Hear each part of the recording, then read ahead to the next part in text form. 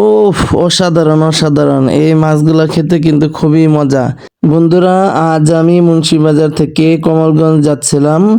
হঠাৎ দেখি রাস্তার পাশে ফসলের জমির শুরুর দিকে যে ডুবা রয়েছে বন্ধুরা দেখতে পাচ্ছেন। এই ডুবাটি এরা দুই ভাই সেচ দিয়েছে এবং সেচ দেওয়ার পর কিন্তু প্রচুর দেশি মাছ পেয়েছে। দেখতে পাচ্ছেন ওই জালের ভিতর কিছু মাছ এখনো আছে যেগুলা জাল থেকে সংগ্রহ করা হয়নি এখনো।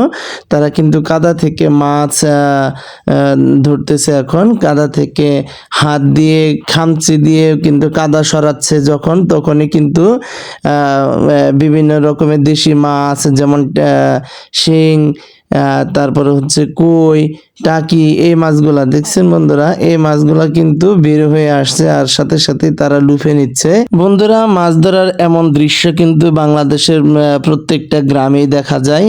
আমিও ছোটবেলায় এইভাবে প্রচুর মাছ মেরেছি বন্ধুরা। আমার জানা মতে আপনারাও এইভাবে মাছ মেরেছেন।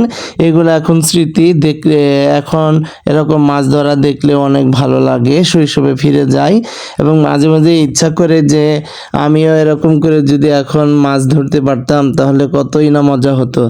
তো বন্ধুরা, আপনারা এমন করে কবে এবং শেষবার কখন মাছ ধরেছিলেন তা এই ভিডিওতে কমেন্ট বক্সে লিখে যাবেন।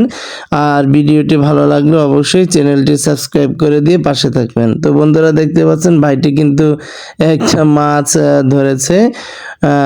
অনেক সময় এই যে সব ডুবা জমি সেচার পর যখন জঙ্গল সরানো হয়, জঙ্গলের নিচ থেকে যখন মাছ বের হয়ে আসে বা নিচে যখন মাছ পাওয়া যায় তখন কিন্তু খুবই মজা লাগে।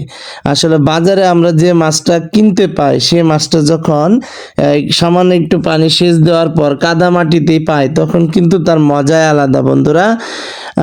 আমি এটাই বোঝাতে চাচ্ছি, হয়তো বা কথার এলোমেলোর কারণে সেই জিনিসটা আমি বোঝাতে পারি না শুরুর দিকে, যে পানি সেচ দেওয়ার পর জঙ্গল সরানোর পর জঙ্গলের নিচে যে মাছগুলো পাওয়া যায় সেগুলো ধরতে কিন্তু খুবই মজা এবং খুবই আনন্দের। তো বন্ধুরা, আমি মনে করি মাছ ধরার এমন মধুর স্মৃতি আপনার জীবনেও শত শত আছে।